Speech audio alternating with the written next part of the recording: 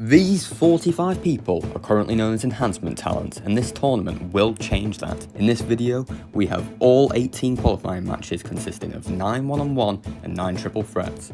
Round 2 will have another 9 lots of one-on-one matches in the match type of random competitive choice, and the quarterfinals will have 3 triple threats. The semi-finals will have 2 one-on-one matches where one of these competitors is a wild card who will be brought back from earlier rounds, leaving 2 people in the finals to earn a future in the WWE. Our first qualifier was between Gunther McGirder and Dante Roberts, and it certainly didn't disappoint. Dante destroyed Gunther from the very start, and it looked like he could win without breaking a sweat. Whatever McGirder tried, Roberts had an answer, and this was evident in the beginning minutes. Dante's fearlessness ensured a dominant showcase, but it ultimately led to failures. After missing a splash that would likely have won him the match, McGirder was back in the game. A huge neckbreaker followed by a barrage of stomps did massive damage to the new fan favourite. Gunther's determination had him kicking out of a Selena del Sol and the trench face, and this is where these opponents differentiate. It only took one workplace accident and Dante was finished. McGirder advanced to the round of 18. He has later said that all these quote softies in the locker room better be on notice as he plans on wreaking havoc on the Performance Center after he wins the tournament. The second match was a triple threat between Dewey Carter, Bobby Marquis and Jake Zandu. The three of them weren't going to leave anything in the tank, and this was shown through the countless relentless beatdowns during the match. Carter's middle rope bulldog left Marquis bleeding, but that didn't stop him from getting right back up to foil a pin attempt. After Zandu reversed a kendo stick assault into a Hurricane Rana, it was only him and Marquis left.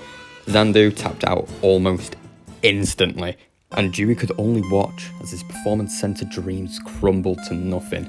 He felt screwed, but that's just a saddening truth to triple threat stipulation. Bobby had something to say after the match, as whilst he appreciates his opportunity, he doesn't like how the women haven't had the same chance, and honestly quite rudely asked you all to subscribe so there will be a women's tournament too. Oh, don't. That works too. I believe that the third match, LC Traz versus Brute Force versus Clint McDougal, is a rival that started out of the ring. Traz hates security and policemen as he's a fugitive that isn't very good at staying hidden due to his many appearances on live television in a jumpsuit. And I don't quite see why McDougal and hate one another so much, but their disdain for one another is clearly real after this matchup.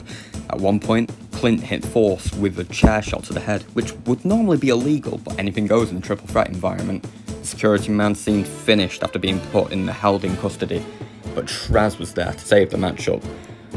When Al was sent out the ring, Clint took the opportunity to hit the 3-year sentence on his other rival, and it was enough to win the match. We talked to him afterwards, and he claimed that he was against violence and only joined the tournament to get Traz back in prison. We'll see in the round of 18 if violence can really end violence. Our fourth match was between Broderick, Chester and Trent Shaw, who offered much more than we could have imagined. The self-proclaimed most jacked high flyer managed to jump over Chester onto Broderick's body in a brutal moment. Yet Broderick got right up. Adrenaline can make people do unbelievable things. This also applies to Chester, who somehow managed to kick out with face-first flatline from Broderick, which is a move he has refined throughout his entire career. Chester's submission game was on point tonight, as he managed to entrap both of his opponents into ankle locks in quick succession, and this was broken up both times. Could they have tapped out from this maneuver?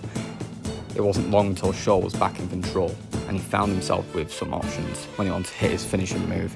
He decided that Broderick was the bigger fish to fry, which was a mistake on his part as he found himself in the Chester lock. He managed to break free, and later hit another big move on Broderick. His lack of focus on Chester proved to be a mistake once again. The Chester lock was too much. He was so beaten that he forgot where the camera was when celebrating his victory. Chester tried getting a word in after his match, but struggled to say anything due to his social awkwardness. I guess he works as a part-time cleaner for a reason.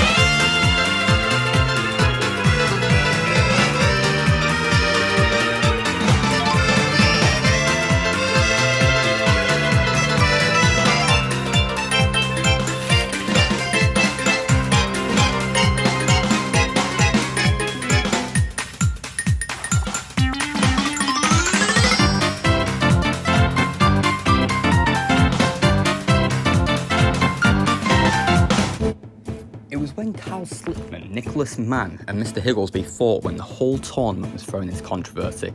Just look at how Slickman dominated from the start of the match. Right, yeah, he did take damage, but it had an unusually small effect on him. When Man hit him over the head with a kendo stick, a move that kept Adrian Williams down for the 3 count, Kyle got right back up and hit his opponent with a devastating knee.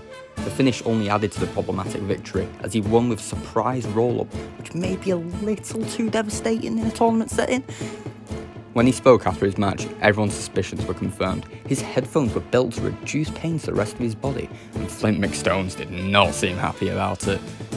He told Slickman something along the lines of "Ugu, ego, gur," before making his new rival flinch. McStone's victory, his match against Kombucha, confirmed this match for the round of 18. Medical Bill and Lurch Evans had quite the fight even before Bill hit the hospitalisation onto his opponent. It became apparent that he would be getting along with Clint McDougal after the match, as we found that he only in the tournament to warn of the dangers of wrestling after his half-brother Seymour Clearly lost an eye in an eye for an eye match. He invited his sibling out to show the damage. Braden the Dark vs Silence was an interesting one, as even 10 minutes into the match there was no clear winner. No matter how much pain they inflicted upon each other, they both seemed to enjoy it. They were kicking out after a 1 count, and Braden even managed to kick out the untouched suplex. Even the silencer wasn't enough to keep him down. A clownly power had little to no effect on Silence, and it only took 1 more silencer for Braden to submit. Surprisingly, it seemed that Silence had a few words after his match, but he picked up the mic before leaving. To the confusion of the audience. If I had to give the Red Flame vs Matador vs Red Monsoon the title, it would be David and the 2 Goliaths, as despite a clear size advantage, Adore very much held his own. Many feats of unbelievable strength were shown throughout the match, and Adore performed lots of these. He even managed to kick out of the Monsoon season to everyone's shock. Even the friction burn didn't keep him down for long, but the Red Flame was also out to show his resiliency. It took 8 kendo stick shots to take him off his feet, and even after that, he got right up to save the matchup from Adore winning off the adorable powerbomb, which is far more devastating than the name suggests. After reversing another friction burn, it was clear that Adore was on a roll and needed stopping, so the Reds put their differences aside to take out a common enemy, which still wasn't enough, as Flame found himself in a bear hug submission. It wasn't long before the Reds went back to attacking one another, as they failed to hit each other with neck breakers. We all thought the match was over when Adore hit Red with his own Monsoon season, but Flame broke up the pin and took the win for himself in shocking fashion. I don't know what's more surprising, the fact that he won, or the fact that people are surprised at him winning. Before he could say anything, none other than Flame's next opponent, Chester, interrupted. He clearly wanted to undo the embarrassment of his awkwardness earlier, as he told Flame to his face that he's not to be underestimated and that he will defeat him when they go face to face. I hope you enjoyed, and I also hope that I see you for the round of 18.